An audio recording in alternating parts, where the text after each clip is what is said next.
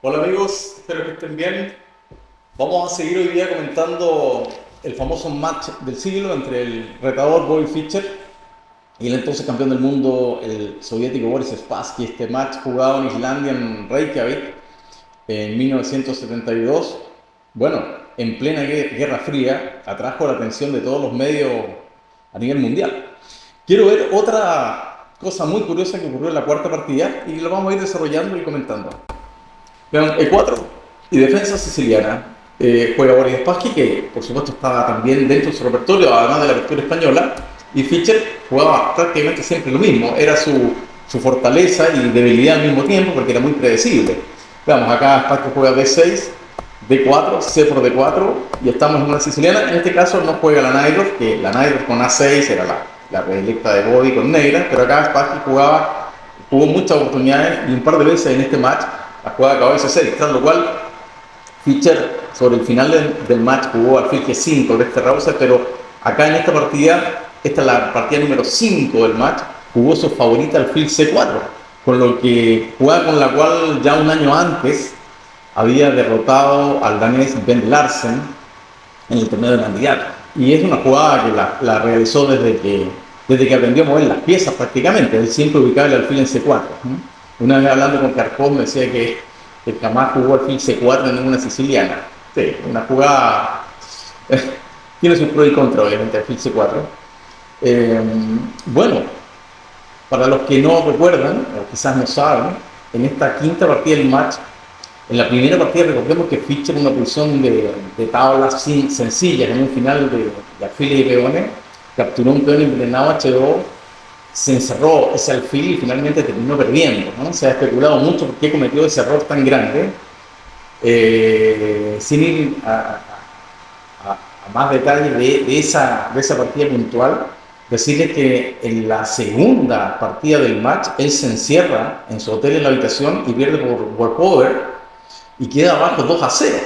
Y pone condiciones para jugar la tercera partida más encima.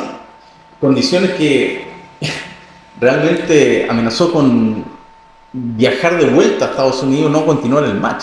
Cosa que gran parte de la delegación soviética quiso aceptar, porque lo que les importaba a ellos obviamente era ganar el match.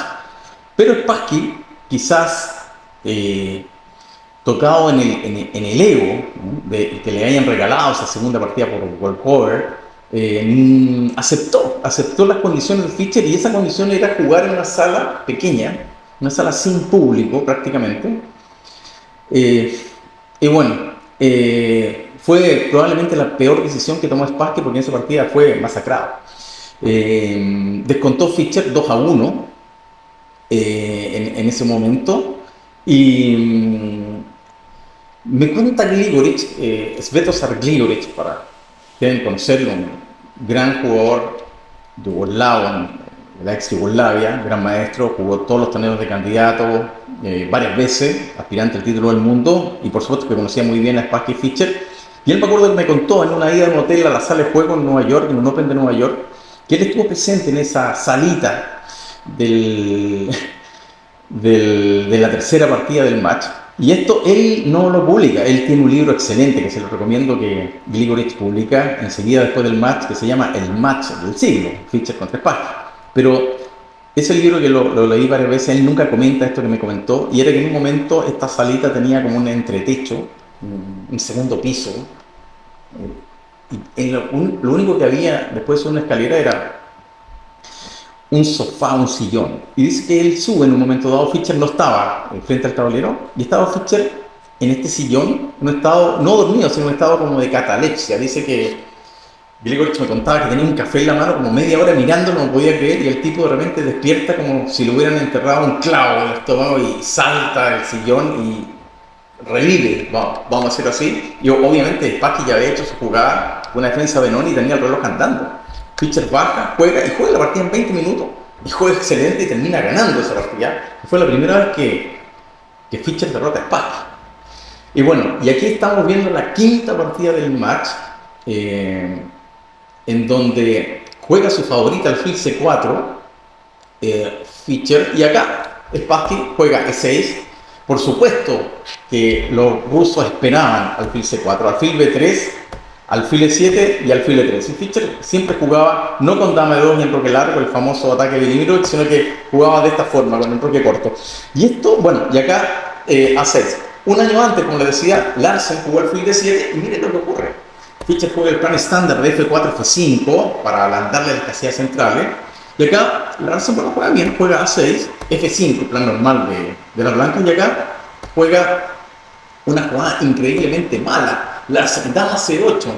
Y fíjense cómo termina la partida, en breve, peón por peón, y ahora no hay jugada buena, tomó de alfil. Claro, porque si tomó de peón, sencillamente cae F5, tiene amenazas en todos lados. Y el blanco, según los análisis, ganaría prácticamente forzado, de una ventaja enorme. Otra posibilidad, claro, la partida tomó de alfil, pero esa es peor aún, porque fíjate lo que ocurre. Caballo por alfil, única F por 6, y ahora juega la blanca y ganan. Ganan un peón sin ninguna compensación ni mejor posición. Fíjate, caballo a 4. Doblete en B6, alfil D8 no puede, cae el peón de D6, dama por D6, jugó torre B8, sencillamente caballo B6, dama muere, alfil por 6 jaque y se puede rendir. Y esto fue 1-0 y ese match con Larsen jugaba muy bien, terminó 6-0. Vamos a volver a la partida que estamos viendo.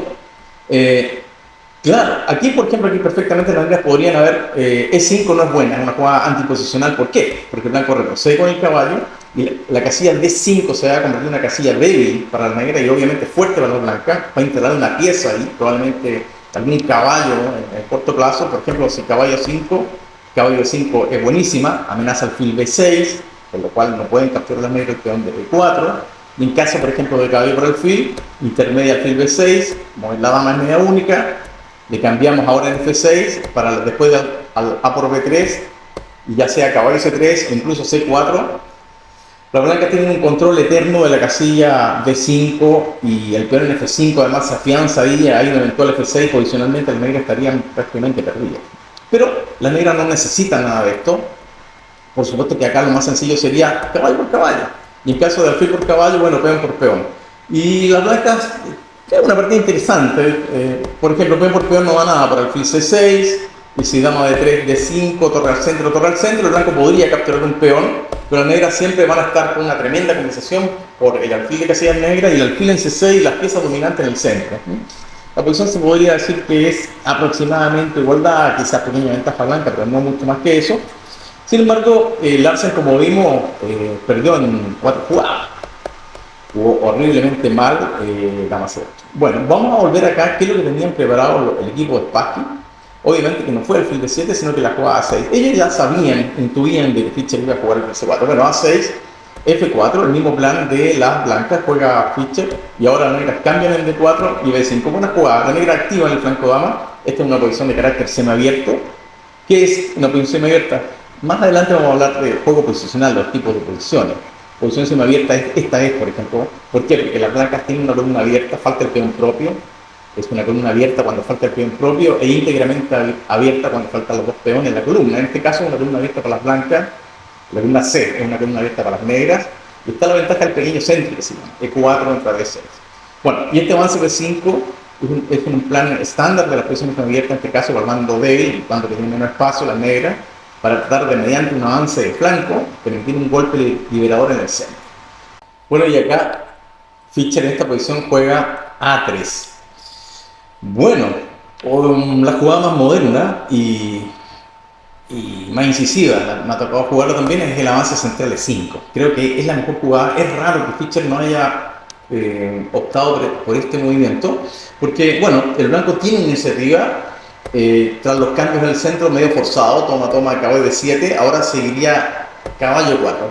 Bueno, las negras acá habitualmente, aquí ya la posición se comienza a abrir con alfil B7, ataca el caballo que se instala en D6, lo que un caballo de 6 no lo pueden soportar, mata al caballo y ahora sale de dama avanzando ni más ni menos que mate en una, con dama por F2. Y acá, bueno, esto ya se jugaba en varias partidas, acá hay una jugada interesante como torre F2, sin embargo, también la más principal, vamos a decir, dama de 2, ya se jugó en el match Short versus Kasparov, en el Campeonato del Mundo de 1993.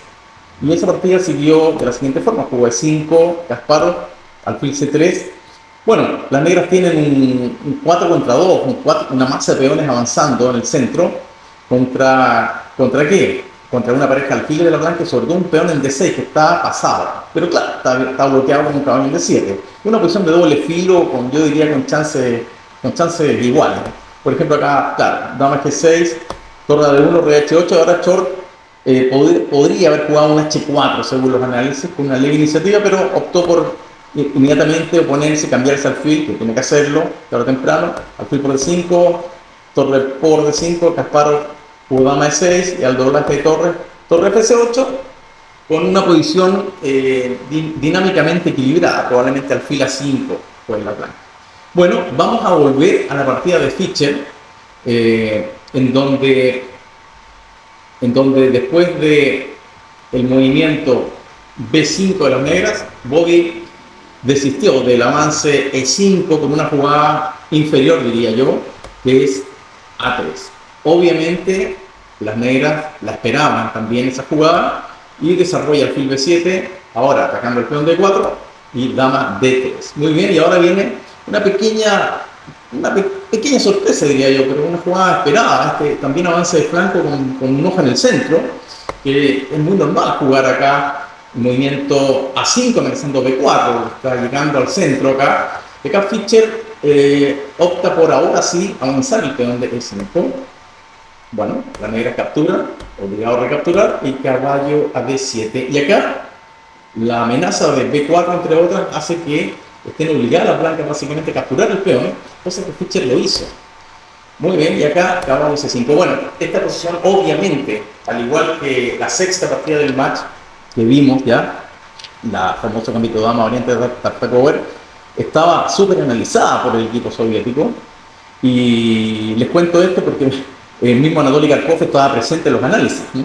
me lo comentó. Y bueno, acá en esta posición, caballo C5 ataca a la dama. Acá Fischer opta por alfil por caballo en C5, que es una jugada así, aparentemente natural.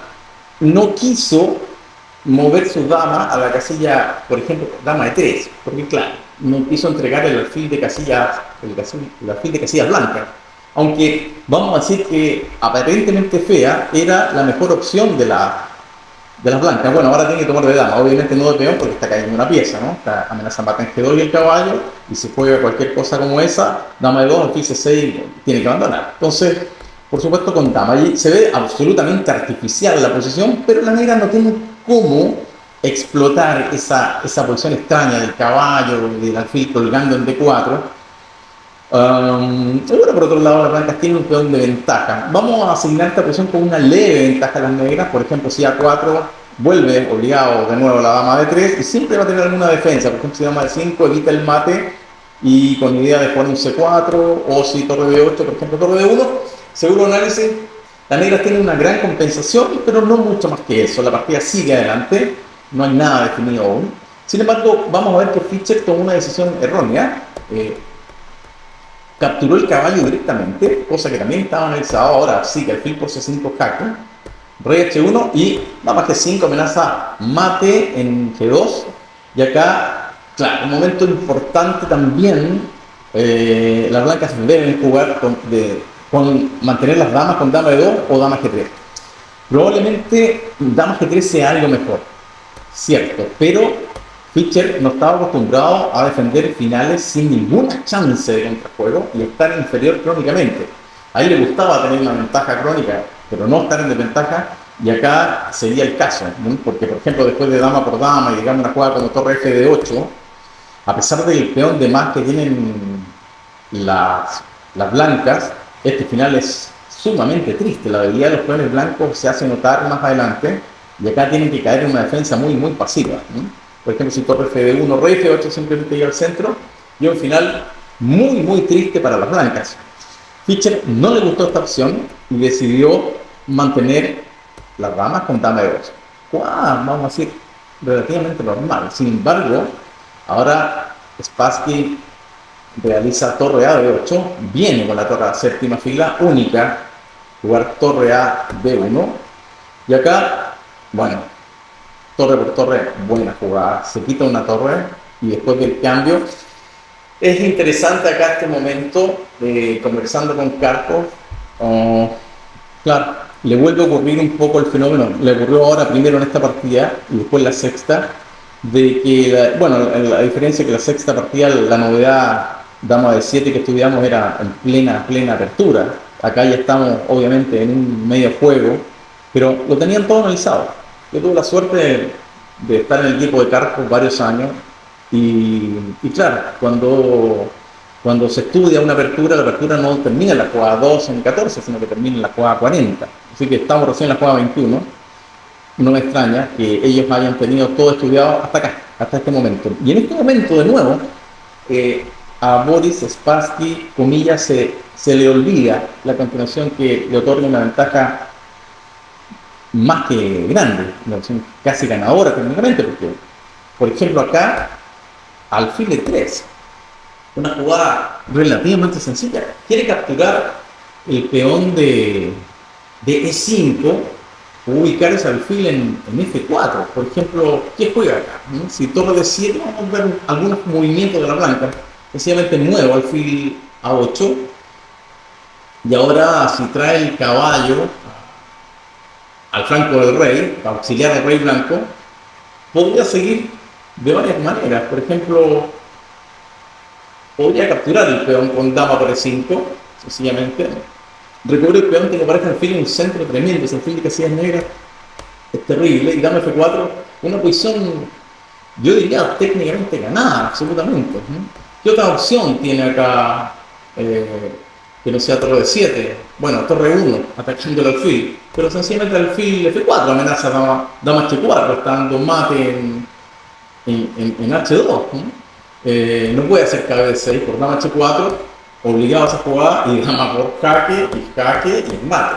Entonces, bueno, tendría que hacer rey G1 acá. Y el rey G1, bueno, alfil por 5. Alfil por E5, intercalar A4 tampoco es mala, pero alfil por E5 es decisiva. Tengo igualdad de materiales jugando, mira las piezas. Las negras están activas con esos alfiles, está perdido acá. Entonces, veamos un poco más. ¿Qué otra opción tendría después de torre por torre y alfil de 3? Vamos un segundo acá, vamos a ir a la partida, torre por torre y alfil de 3. Veamos qué otra opción habría. Bueno, torre de 4. Bueno, tengo varias jugadas, pero la más sencilla, recupero mi peón. Y si torre 1, tomo, claro. Tomo en D4 y tomo en B2, peón de más para las negras. El blanco podría tratar de recuperar ese peón, pero tiene una posición que es un desastre. Por ejemplo, dama C5 ahora. Y ahora, buena, sencillamente dama F6. ¿Para qué? Una vez que capture torre de 8 y va a instalar la torre, después de un par de jugadas, la séptima fila, la dama en F2, no lo puede evitar. Por ejemplo, si trae el alfil de la defensa, ahora dama F2, dama E5, una ventana escape al rey, ya está colgando la torre de 1, no puede dar jaque en B8, y si por ejemplo mueve la torre alfil E4, centraliza todas las piezas, y esos peones van a caer, los peones blancos, debido a la actividad de piezas que tienen las negras, esa dama en F2, en fin, tan descoordinadas las blancas. Acá difícilmente que las blancas puedan sobrevivir. Bueno, de nuevo, vemos que la jugada, estoy retrocediendo, la jugada alfil E3, que estaba anotada en cuaderno, digo yo, porque no había en computadora, bueno, si la habían, no lo sabemos, eran muy primitivas, pero todos los análisis siempre ellos la anotaban en cuaderno. Entonces, alfil E3 técnicamente es una posición ganadora. No la jugó, y acá empezó a inventar sobre el tablero y jugó una jugada que apareció en pantalla, H5. Fíjate, claro, la idea es H4, H3, pero vamos a ver que no es tan eficiente. Y sobre todo, la pregunta de nuevo surge, ¿para qué inventar una jugada que no está analizada cuando alfil E3 resulta ser prácticamente decisiva? Bueno, jugó H5 acá Spassky y Fischer caballo de 6. Bueno, no hay mucho más que esa jugada, tiene que hacerla, ataca al alfil con un tiempo y el alfil se mantiene en la gran diagonal. Y ahora hace una jugada súper meritoria, ese alfil en B3 no está haciendo nada, tiene que tratar de traerlo al flanco del rey y juega desesperadamente alfil C4, con lo cual también defiende a esa dama. Y acá vuelve a hacer una jugada imprecisa, Spark juega H4, comida hacer algún H3, y acá Fischer notablemente juega H3 muy mal. Juega H3 muy mal, se equivoca, era única la jugada de caballo 4, bueno, y sobrevivir esta posición, si damos por E5, capturar el alfil y resistir esta posición, pero ahí tiene muy buena chance el blanco de salvarse, mucho más que el análisis que vimos anterior, en lugar de hasta 5 haber jugado alfil E3 por parte de las negras. Sin embargo, no la juega, hoy curiosamente juega H3. Y acá, bueno, ahora sí, alfil E3 en este momento también resulta ser demoledora. No hay jugada, te obliga prácticamente a la jugada dama G4. Dama G4, y ahora cae el peón de E5, única capturar este peón, si no ese rey blanco queda en rey de mate toda la partida. Y acá, fíjate, acá G5, la dama no tiene retiradas prácticamente, tiene que controlar siempre la casilla G3, juega dama G4, y ahora, bueno, acá las negras ya ganan, según los análisis posteriores, con alfil F4. La idea es, primero, por ejemplo, si juega una jugada C3, dama E3, y está prácticamente subson, no tiene jugadas buenas, las blancas, pero también es buena la que jugó, alfil C5, y ahora Fischer jugó caballo E5. Otras jugadas no le ayudan. Por ejemplo, si juega B4, sencillamente captura, y claro, no va a tomar el caballo por torre por alfil en D6 y damos G5 jaque y hay perpetuo. Entonces, pero sencillamente captura en B4, y ahora si alfil F1, trayéndose alfil acá a la defensa, esta posición es tan mala para las blancas que incluso este final con dama F4 sería técnicamente, yo diría, ganador. Es muy difícil, si no imposible defenderlo. Si no juega P4 y juega caballo B5 como fue en la partida, claro, porque ese caballo quiere traerlo a F3 corriendo, sencillamente acá Spassky jugó rey G7, buena, y a caballo B4, ahora nuevamente no juega la mejor jugada, que según los análisis era torre D8, clavando el caballo de D4, y tras la única jugada media obligada, C3, ahora dama E3. Dama E3. Y tiene, por ejemplo, ahora múltiples amenazas. Vamos a hacer una jugada pseudo activa como B4. Bueno, a por B4, por B4 y alfil B6. Y claro, acá hay amenazas como torre H8, como alfil E4 seguido de F5, etcétera, etcétera. En algún momento no hay cómo salvar la posición, ¿no? Por ejemplo, si juega B5, torre H8, amenaza capturar el H3 con jaque, de caballo F3, F5, buena, y es ganadora. Es ganadora porque si toma con jaque, toma, rey F6, buena, y pierde una pieza, no puede caballo F6 por torre por H3 mate, y no puede caballo F3 por torre por H3 jaque. Entonces, si alfil por E6, rey por G5, y este final es 0-1, no vamos a ver hasta el final, pero es ganado. Bien, ¿qué otra opción tiene?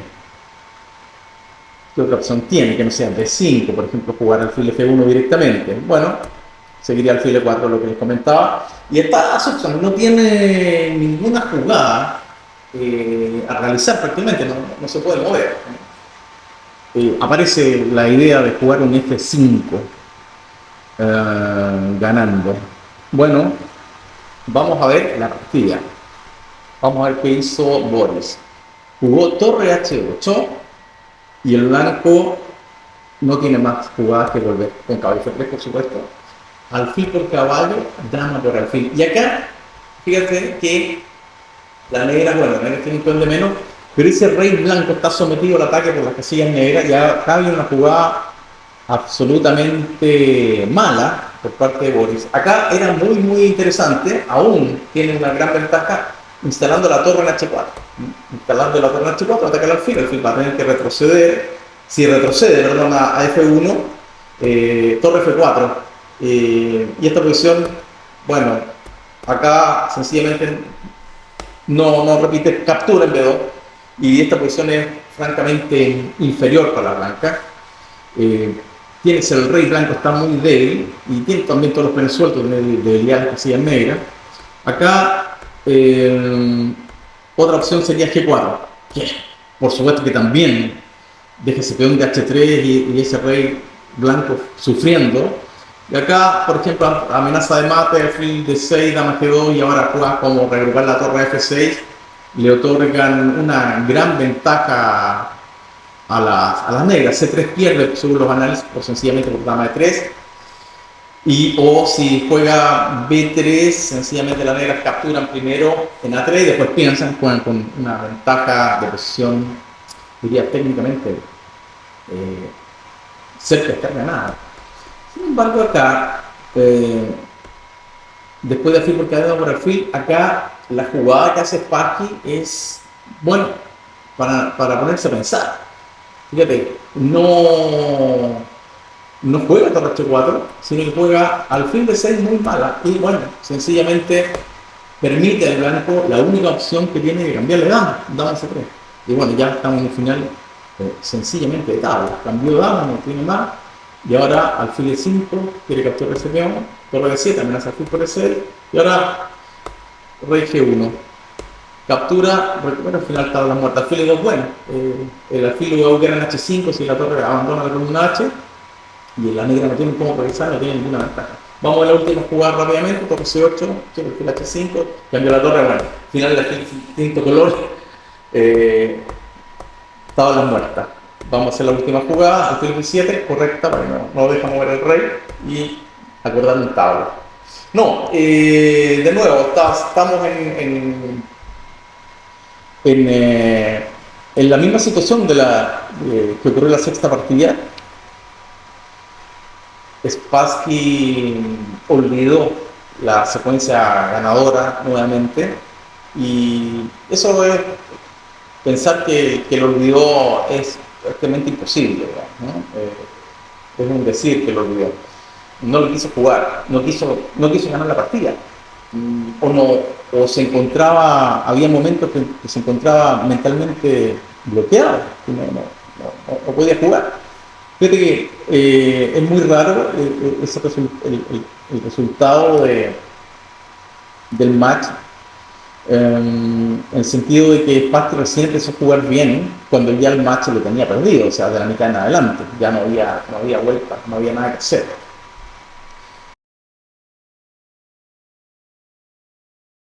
Hace no mucho tiempo atrás leí por ahí de que increíblemente el famoso físico Russell Targ habría estado en Islandia durante el match Fischer-Spassky en el entorno, en el equipo de Fischer.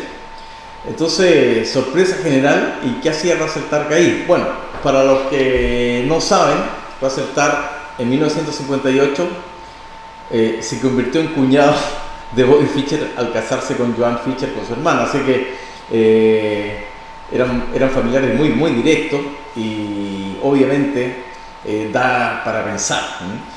Fischer, que siempre reclamaba que en la sala de juego había mucho ruido, que las condiciones de aquí y de acá, reclamaba por todo, que las piezas no eran las que habían acordado jugar, etcétera, etcétera. Nunca reclamó, por ejemplo, contra el famoso Igor Bondarevsky, que era, aparte de además ser gran maestro internacional de la Unión Soviética, era un reconocido parapsicólogo. Claro, ahora se entiende por qué nunca reclamó contra él. Parece ser que él tenía un parapsicólogo, y mejor todavía. Así que este tema es súper interesante, lo vamos a poder seguir conversando. En algún minuto, alguna conversación con Spassky, que él decía, bueno, me dijo acá que él fue campeón del mundo solo gracias a Bondarevsky, y me recomendaba tener un parapsicólogo. Bueno, yo la verdad que nunca conocí a ningún parapsicólogo. En Chile existía solamente en esa época Yolanda Sultana, así que dejamos abierta esta curiosa historia, anécdota, y vamos a seguir repasando momentos importantes como fue el match, por ejemplo, Fischer-Taimanov y el mismo Fischer-Petrosian, que también ocurrieron cosas que da para pensar. Espero haya sido interesante esta partida y nos vemos muy pronto.